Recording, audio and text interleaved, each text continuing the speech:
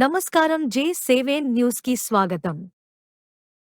తుని నుండి అన్నవరం వైపు వెళ్తున్న ఎన్.హెచ్. 16 జాతీయ రహదారిపై మండపం సెంటర్లో గ్యాస్ ట్యాంకర్ ని వెనక నుండి లారీ ఢీకొట్టింది. గ్యాస్ లీక్ అవడంతో అక్కడ ఉన్న ప్రజలు కళ్లు మంటలు రావడంతో భయాందోళనకు చెంది దూరంగా పారిపోయారు.